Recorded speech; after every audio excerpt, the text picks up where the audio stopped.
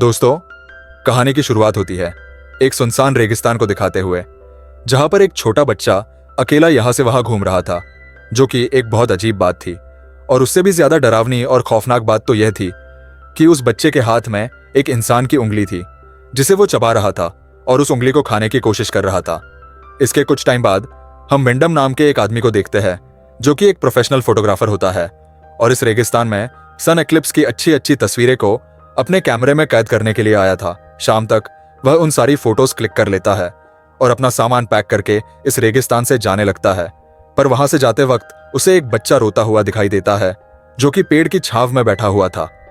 विंडम उसके पास जाता है और उस बच्चे से उसके रोने की वजह पूछता है। तब वो जवाब देते हुए कहता है कि मैं इस जंगल में खो गया हूं। यह सुनकर विंडम को उस बच्चे पर काफी तरस आता है, इसलिए वो उसके माँ बाप को ढूंढने लगता है। पर इस वीरान रेगिस्तान में उसे दूर दूर तक कोई भी दिखाई नहीं देता, इसलिए विंडम फैसला करता है कि वो इस बच्चे को अपने साथ ले जाएगा। मगर वो बच्चा विजडम से कहता है कि मेरे मम्मी पापा उस क्षेत्र की तरफ गए हैं, और ये कहकर उस डायरेक्शन की तरफ वो जाने लगता है। ना चाहते हुए भी विंडम को इस बच्चे के पीछे जाना पड़ता है। हालांकि वो उस बच्चे को काफी रोकने की कोशिश करता है और उससे कहता है कि वहां कोई भी नहीं है, पर वो बच्चा रुकने का नाम नहीं लेता। उसका पीछा करते करते विंडम भी अब काफी दूर तक रेगिस्तान के अंदर जा चुका था। फिर वो बच्चा अचानक से रुकता है और विंडम से पानी मांगता है। विंडम उसे पीने के लिए पानी देता है और यहां वहां रेगिस्तान में देखने लगता है, क्योंकि उसे महसूस हो गया था कि वो रेगिस्तान के काफी अंदर आ चुका है और यहां से निकलना कैसे वो भी उसे पता नहीं था। वो बच्चा पानी पीते ही विंडम को एक अजीब सी स्माइल देकर यहां से भाग जाता है, जैसे कि वो यही चाहता था कि विंडम यहां पर आए और फंस जाए। आगे होता भी कुछ ऐसा ही है। विंडम को इस रेगिस्तान से निकलने का रास्ता पता नहीं था, जिस वजह से वो यहां पर भटक जाता है और चलते चलते अंधेरा भी हो जाता है।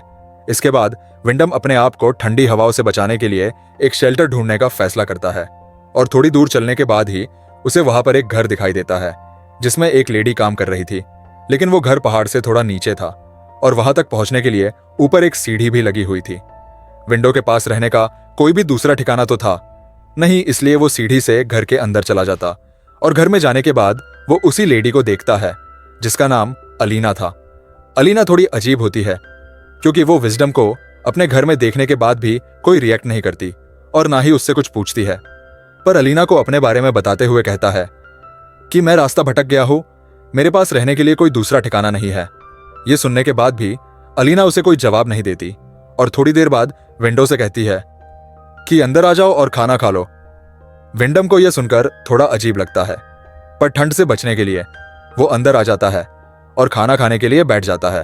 हालांकि वो खाना नहीं खाता और फिर अलीना उसे रात में यही रुकने के लिए कहती है और उसे एक रूम भी दे देती है, जहां विंडम अलीना को कपड़े बदलते हुए देखता है और फिर सो जाता है। अगले दिन विंडम यहां से निकलने के लिए दोबारा उसी सीढ़ी के पास जाता है और उसे पता चलता है कि कल रात जिस सीढ़ी से वह इस घर में आया था, आज वह यहां नहीं है। यानी कि सीढ़ी अब गायब हो चुकी है और अब जिस जगह पर खड़ा हुआ है वह जगह चारों तरफ से ऊंचे ऊंचे चट्टानों से घिरी हुई है, जहां से बिना सीढ़ी के निकलना नामुमकिन था। इसलिए वह परेशान होकर अलीना के पास जाता है और उससे पूछता है कि कल जो सीढ़ी यहां थी वह कहाँ है। इस पर अलीना जवाब देते हुए कहती है कि उन लोगों ने सीढ़ी को तुम्हारे यहां आने के बाद हटा दिया होगा। यह सुनते ही अलीना से पूछता है कि कौन लोग, जिस पर अलीना कुछ भी जवाब नहीं देती और अपने काम में लग जाती है। आगे हम देखते हैं कि विंडम अब यहां से निकलने की कोशिश कर रहा है और उसके हाथ में एक क्लाइंबिंग हैमर है, जिसके जरिए वो चट्टान पर चढ़ता है और चढ़ते चढ़ते काफी थक भी जाता है। इसलिए वो एक जगह लेटकर थोड़ा आराम करता है कि तभी उसे कुछ बच्चों के हंसने की आवाज सुनाई देती है और अचानक से एक बकरे का कटा हुआ सर नीचे आकर गिरता है, जिसे देखते ही विंडम का पैर फिसल जाता है और वो चट्टान से गिरकर बेहोश हो जाता है। और रात में जब विंडम को होश जाता है तो वो देखता है कि उसका जो हथौड़ा था, जिसके जरिए वो चट्टान पर चढ़ने की कोशिश कर रहा था, भी उसके पैर में लगा हुआ है, जिस वजह से उसके पैर में बहुत दर्द होता है और वो दर्द की वजह से चीखने चिल्लाने लगता है। विंडम के चीखने की आवाज सुनकर अलीना वहां पर आ जाती है और उसे अपने साथ घर के अंदर ले जाती है। विंडम पूरी रात यही सोचते हुए गुजार देता है कि आखिर वो कौन है जो उसे यहां से जाने नहीं दे रहा है। विंडम ये बात अलीना से पूछता है, लेकिन वो उसे फिर से कोई जवाब नहीं देती। विंडम जब थोड़ा ठीक हो जाता है तो वो दोबारा इस जगह से निकलने की कोशिश करता है और उसे चट्टान पर एक लड़का दिखाई देता है, जिसे देखते ही विंडम उससे हेल्प मांगते हुए एक रस्सी लाने को कहता है। पर वो लड़का विजडम से कहकर चला जाता है कि तुम यहीं रुकना, मैं कुछ ही देर में वापस आऊंगा। इसके बाद हम देखते हैं कि लड़का वापस आ गया है और उसके हाथ में एक रस्सी भी है, जिसे वो ऊपर लगे पत्थर से बांधकर नीचे फेंक देता है और शाम को उसे रस्सी के सहारे ऊपर आने के लिए कहता है। वो भी उस रस्सी को अपने पेट पर बांधकर ऊपर चढ़ने की कोशिश करता है। आपको बता दें, अलीना भी यह सब अपने घर की खिड़की से देख रही थी, लेकिन वो इस बार भी चुप रहती और कुछ भी नहीं कहती। इधर विंडम जैसे ही आधे रास्ते पर पहुंचता है तो उसे एहसास होता है कि अब तो वो बच जाएगा, लेकिन यह सिर्फ उसका एक वहम था। दरअसल आधे रास्ते को पार करने के बाद विंडम को बहुत सी अजीब बातों के बारे में पता लगता है। जैसे जब वो आधे रास्ते पर पहुंचता है तो उसे ऊपर बहुत सारे बच्चे बैठे हुए दिखाई देते हैं जो विंडम को देखकर हंस रहे थे। यहां तक कि वो उसके ऊपर टॉयलेट भी कर देते हैं। असल में इन्हीं बच्चों ने विंडम को यहां ट्रैप करके रखा था। जैसा कि हमने कहानी की शुरुआत में देखा था कि एक बच्चा विंडम को यहां पर लेकर आया था। आपको बता दें, उसने ये सब जानबूझकर किया था क्योंकि वो अपने दोनों दोस्तों के साथ मिलकर विंडम को ट्रैक करना चाहता था। सौर अब विंडो को यह सच्चाई पता लग चुकी थी, लेकिन वो अभी ऐसी जगह पर लटका हुआ था जहां पर थोड़ी सी भी गलती उसकी जान ले सकती थी। पर वो बच्चे विंडम को परेशान करने के लिए उसे रस्सी को जोर जोर से हिलाते हैं, जिससे हवा में झूलने लगता है और फिर वो अलीना से हेल्प मांगता है, जिसके बाद अलीना यह सब रुकवा देती है। लेकिन तब तक विंडम का सर एक चट्टान से टकरा जाता और वो बेहोश हो जाता है।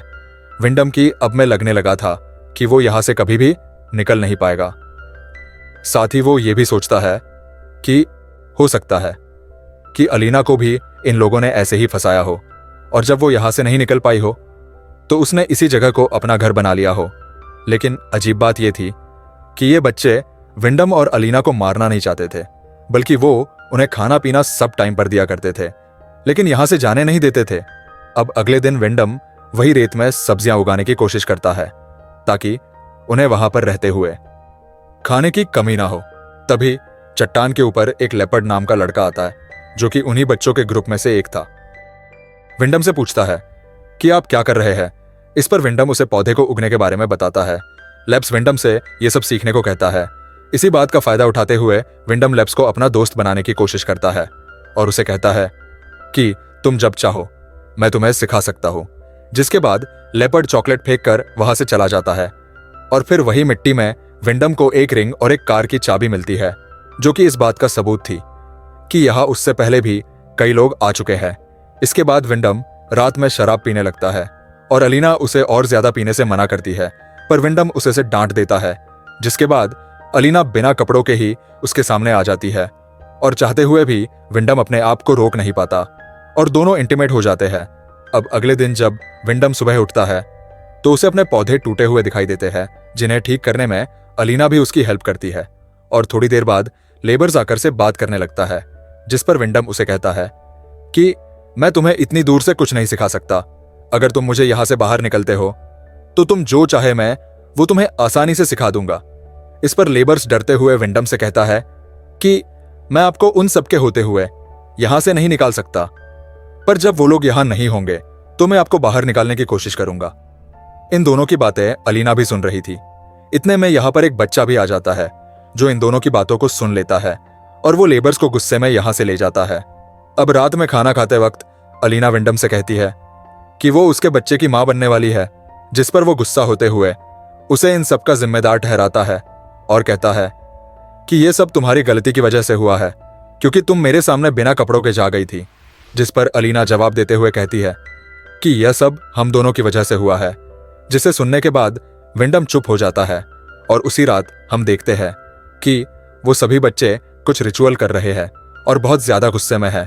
अगले दिन जब विंडम सो रहा होता है तो वो अलीना के रोने की आवाज सुनकर बाहर आता है और यह देखकर हैरान रह जाता है कि लिप्स की डेड बॉडी तार से बंधी हुई हवा में लटक रही है, जिसे उन्हीं बच्चों ने मारा है क्योंकि उन्हें पता बल गया था कि वो विंडम की मदद करना चाहता था।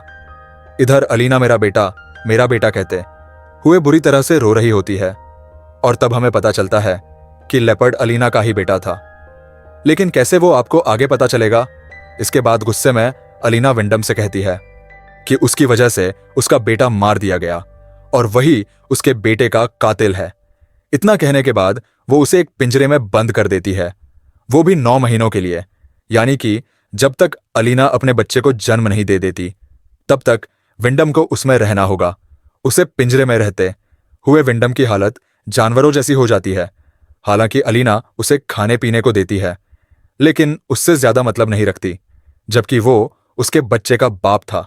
एक दिन विंडम चट्टान पर एक लड़की को खड़ा हुआ देखता है और उसे हेल्प मांगने की कोशिश करता है, लेकिन तभी वो बच्चे आकर उस लड़की को भी मार देते हैं।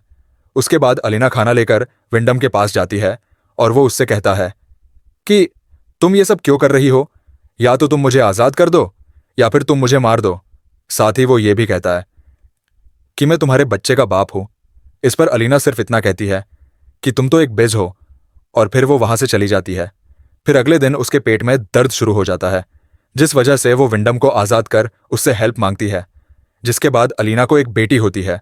वो प्यारी सी बेटी को देखने के बाद विंडम सोचता है कि अब वो यहीं पर रहेगा, लेकिन तभी वो बच्चे आकर पीछे से विंडम का गला काट देते हैं, जिससे उसकी मौत हो जाती है।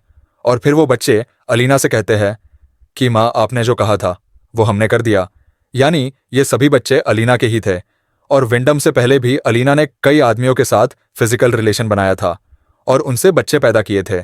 फिर कुछ टाइम के बाद हम अलीना को अपनी बेटी का ध्यान रखते हुए देखते हैं और बाहर अब भी विंडम की लाश पड़ी हुई होती है। इसी के साथ में मूवी खत्म हो जाती है। तो दोस्तों, कैसी लगी आपको इस मूवी के एक्सप्लेनेशन कमेंट सेक्शन में जरूर बताएं। वीडियो को लाइक और शेयर करके चैनल को सब्सक्राइब करें और बेल आइकॉन प्रेस करें, जिससे आपके आने वाली वीडियो का नोटिफिकेशन मिस ना हो। मिलते हैं अगली वीडियो में। Bye bye, take care.